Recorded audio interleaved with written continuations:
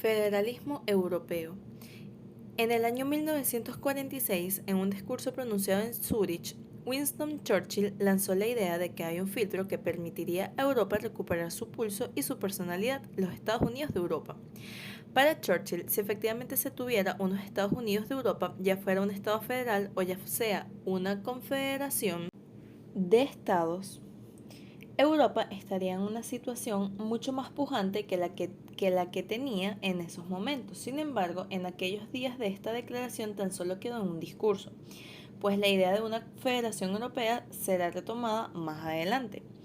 En la declaración del ministro de Asuntos Exteriores francés, Robert Schuman, de 1950, desencadena todo el proceso de integración europea. Se plantea la Federación Europea vinculada estructuralmente a la paz.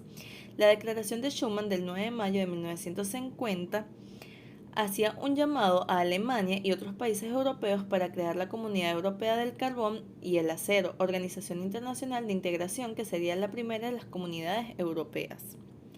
La teoría de la Unión Federal Económica proviene básicamente de los postulados del teórico alemán Friedrich List.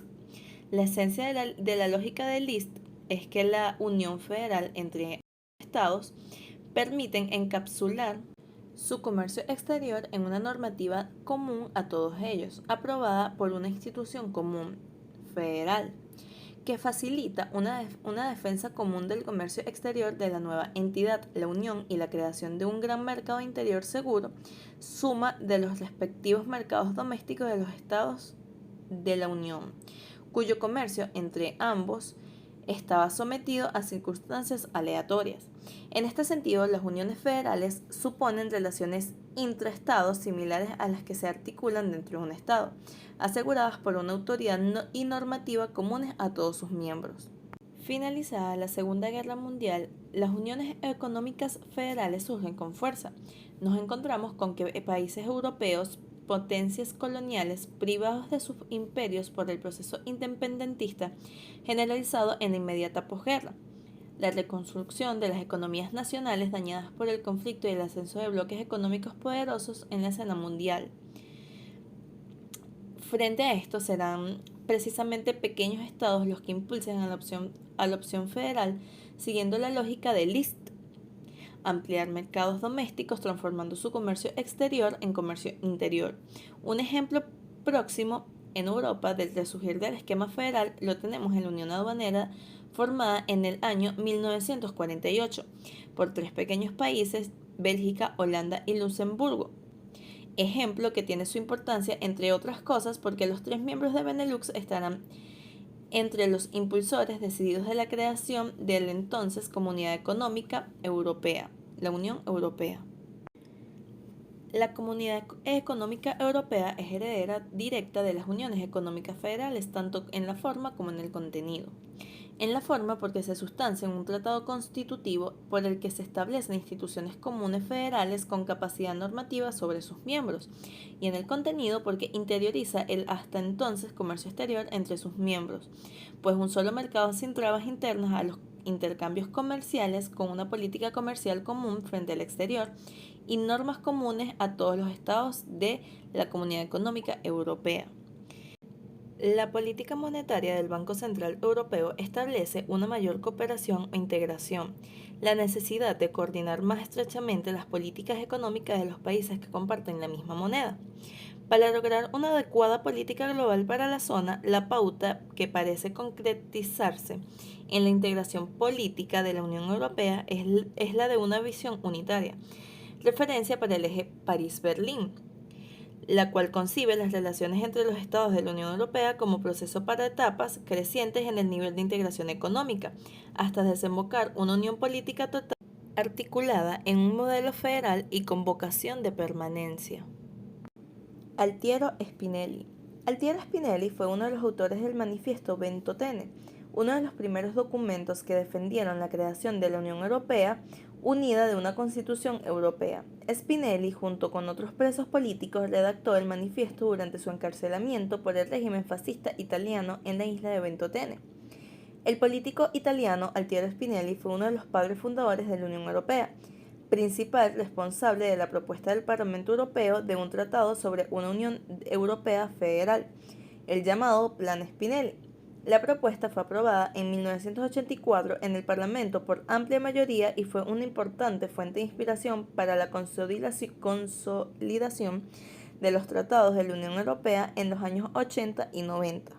El Parlamento Europeo aprobó por aplastante mayoría el proyecto de tratado por el que se establece la Unión Europea, el denominado Plan Spinelli. Aunque finalmente los parlamentos nacionales no apoyaron el tratado, el documento sirvió de base para el Acta Única Europea de 1986, que abrió las fronteras nacionales para el mercado común, y para el Tratado de Maastricht de 1992, por el que se creó la Unión Europea. El entusiasmo de Spinelli convenció al presidente francés Mitterrand de que acabase con la hostilidad francesa hacia cualquier cosa que no fuese un enfoque intergubernamental de Europa.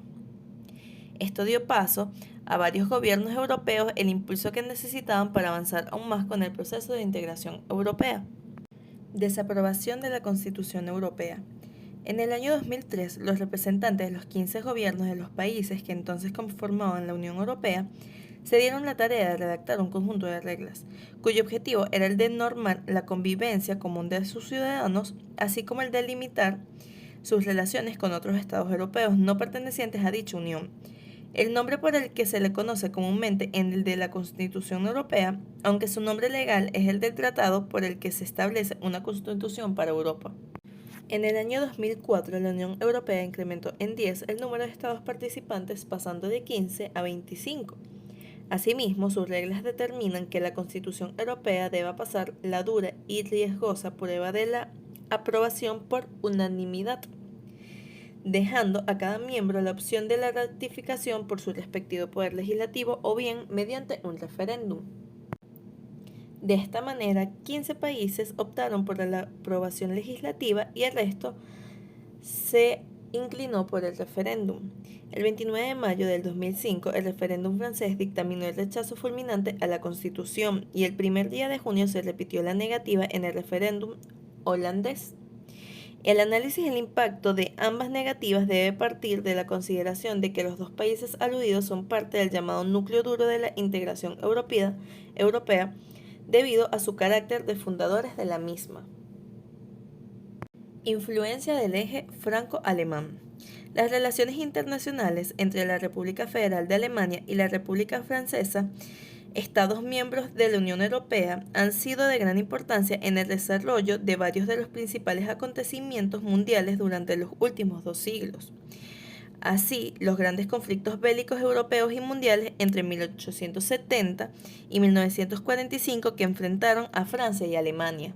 Durante el largo mandato de Angela Merkel, Alemania consiguió imponer al resto de Europa a través de su influencia en el seno de la Unión Europea, un modelo económico netamente favorable a su condición de gran fabricante y exportador, adaptando los territorios de los países aliados a un espacio comercial idóneo donde colocar sus manufacturas y productos sin apenas obstáculos aduaneros ni gravosos aranceles.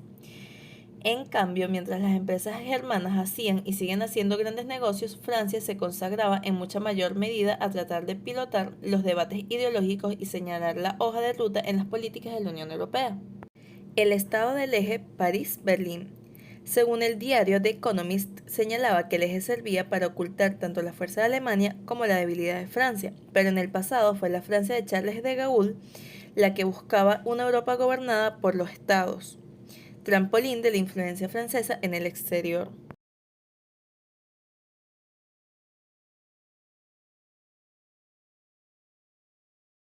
Las diferencias entre ambos países se extienden al terreno de la economía política. A nivel europeo, las prioridades de Berlín y París difieren. Al contemplar abiertamente una expulsión forzosa de Grecia, Alemania ha demostrado que las consideraciones económicas están por encima de las cuestiones políticas y las estratégicas.